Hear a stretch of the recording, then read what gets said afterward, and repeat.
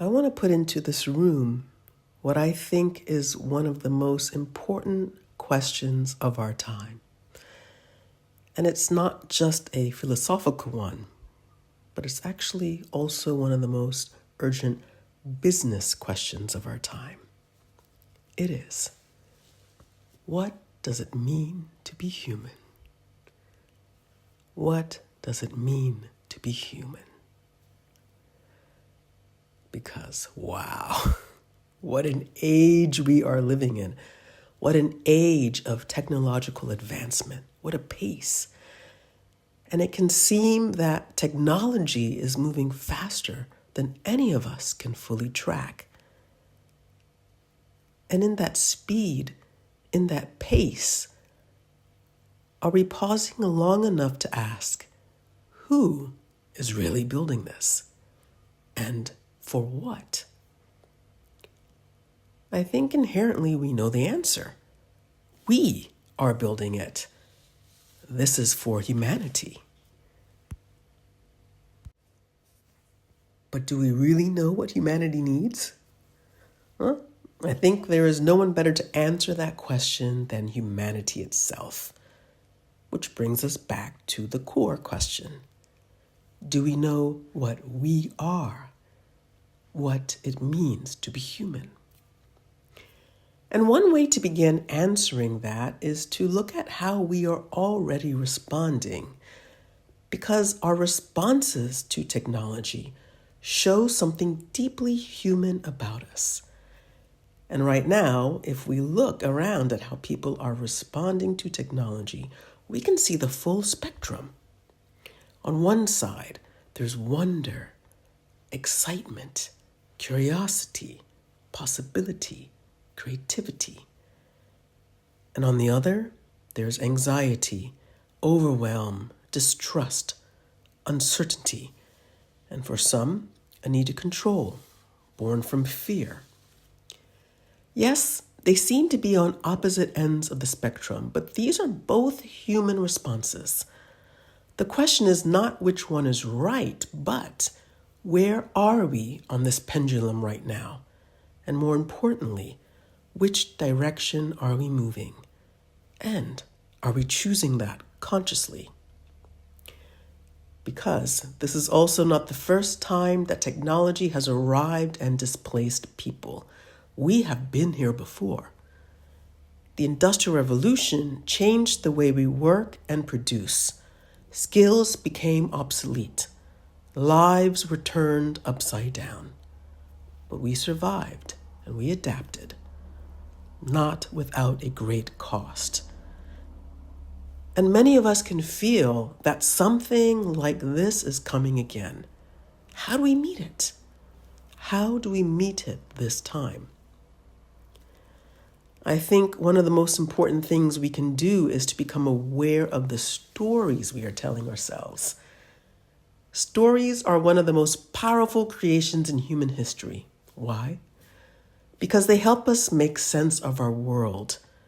Remember when you were young, you loved to hear stories. We would gather around our parents and elders and listen. Stories shaped how we saw everything. They presented possibilities, ways to learn about someone, ways to learn how to live, adventure, scary things, and how to overcome them. The story we carry determines the choices we make. The workers of the Industrial Revolution didn't have that awareness, and thus that choice. We have something they didn't.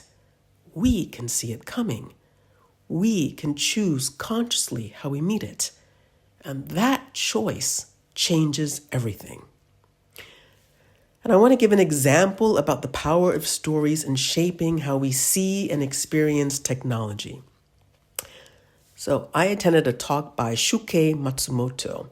He is a Japanese monk with a philosophy degree and an MBA, and a visiting professor at Bonn University in Germany on the topic of AI in the human context. And he shared something that really struck me.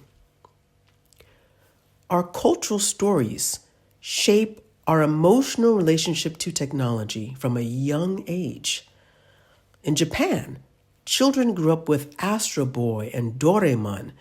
These are anime characters that portrayed robots as friends, as helpers, as companions.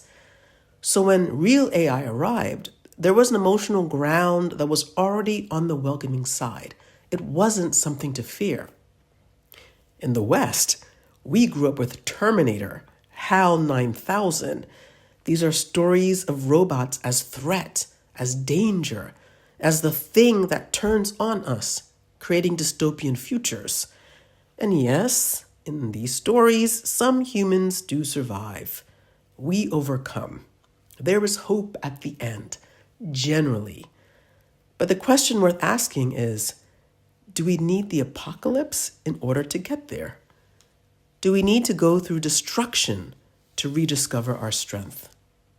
Perhaps we have another choice. Our stories determine how we see technology. And I want to bring attention to this, to ask ourselves, are the stories we carry moving us toward fear, anxiety, separation, or towards possibility, creativity, and curiosity? And I want to be clear, moving toward curiosity does not mean abandoning concern. Concern is not the same as fear. Concern asks good questions. Fear closes down. It can separate, paralyze, fight. And which way we lean toward possibility or toward fear is shaped by the stories we carry, the stories we've been told, and the stories we tell ourselves. And entrepreneurs, those using a lot of technology, and those who support entrepreneurs are also the storytellers, the story makers, the visionaries. It's not left just to the novelists, historians, the movie makers. We are shaping the story too. And it's important to be aware of the responsibility of this. The individual vision and the story we carry of the future matters, because only then can we have a collective vision, a collective story of the future that we actively participate in creating. And because I love stories, I want to share another one many of you may know. It's called The Wizard of Oz. It's a classic and one of the most well-known Hollywood films from the 1940s. So in this, Dorothy is swept away from home by a force beyond her control, and all she wants to do is return home. On the journey, she meets 3 companions. Each are convinced they are missing something essential. The Scarecrow believes he has no brain, the Tin Man no heart, and the Lion no courage. And they travel together toward a great and powerful wizard who's feared, respected, and believed to hold the answers, the one who can fulfill their vision. And when they finally reach him, they discover he is nothing more than a human being behind a curtain pulling levers. The gifts he bestows, they were never his to give. The Scarecrow had been thinking all along. The Tin Man had been feeling all along. And the Lion had been acting with courage all along. It took the journey to reveal what was already there. And this is where humanity finds itself now. Something is on the horizon, a technological force faster and larger than we fully understand. And in our disorientation, we're looking outward externally for answers. But the intelligence, the heart, the courage we are searching for, it was never external. It has always been inside of us. The journey of this age is not about what AI will give us. It is about what it will cause us to rediscover in ourselves. And what we rediscover in ourselves is exactly what human-centric innovation needs most right now. And I want to share something that illustrates this beautifully. It is not a story this time. It is a global research project to study group collaboration. It is called the Marshmallow Challenge. It is a simple exercise. Teams are given spaghetti, tape, string, and 1 marshmallow. They have 18 minutes to build the tallest freestanding structure with the marshmallow on top. So this was tested across over 70 workshops with CEOs, lawyers, MBA students, and kindergartners. But one group consistently built the tallest, most creative structures. It wasn't the business school graduates, not the lawyers. It was the children. They kept the marshmallow on top from the beginning, adjusted as they went, tried and failed and tried again. No fear of being wrong, and no ego invested in a single right answer. As Nietzsche said, nothing is as serious as a child at play. What did the children have that the adults had lost? Curiosity, wonder, play, collaboration. These qualities were not taught to them. They were natural, innate. And the research also tells us those same MBA students who built a 10-inch tower would have built a 27-inch tower in kindergarten. Something was educated out of them. The very qualities that make us most innovative were slowly removed, which means we are not being asked to become something new. We are being asked to remember something we already were. And that brings me back to our central question. What makes us human? What is it that makes us human? And I want to suggest that at the very core, it is our connection to one another. Not intelligence, not what we produce, connection. Human to human connection. And I want to ask that we try something right now. In a moment, I'm going to ask you to turn to your neighbor or someone near you. Or if someone isn't near you, to think of someone you care about. And in that moment, you're going to meet someone's eyes, someone you may not know. And I want you to simply look at each other or think about this person. No words, just meet each other's eyes for a moment without any words. Connecting with a loved one without any words in your mind. And now, do that. Look around to your neighbor until you meet their eyes naturally. Hold each other's gaze. Breathe naturally. It may be a little uncomfortable, but maybe allow it to become as comfortable as breathing. That's it. What do you recognize there? What do you see? What do you feel? Okay. Now you can perhaps give a thank you now to the person in your mind, to your loved one, to thank them and end the experiment. So what just happened in you when you did that? What happened? What did you recognize? Something happened that doesn't need words. Something that no algorithm can replicate. And here's what I want you to notice over the rest of this conference. The person you just connected with. Pay attention to whether you meet again. At the end of this conference, did you speak to that person? Did you acknowledge each other again?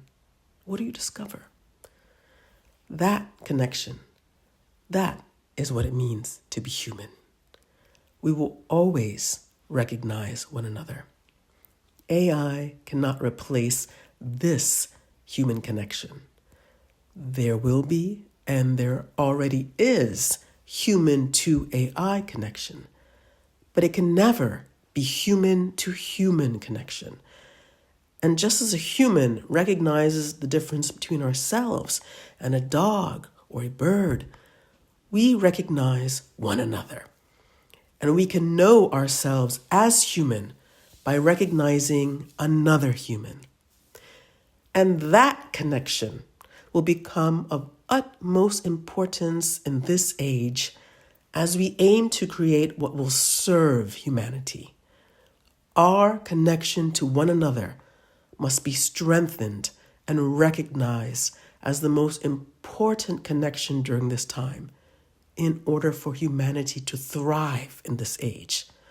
This connection puts the human at the core of innovation. So, in these times, we are being asked to make a migration from fear, which isolates, which separates, which wants to control, toward our innate qualities that make us truly creative together: curiosity, wonder, collaboration, and play. These are not soft skills.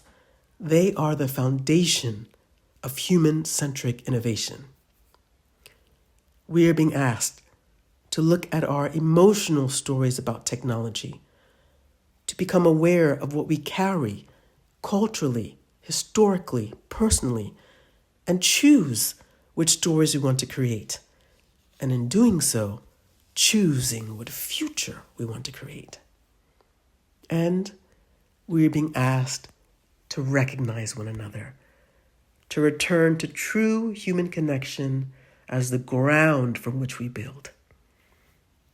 To end, more than ever, we are being asked in this age to become what has always been there inside of us. Thank you.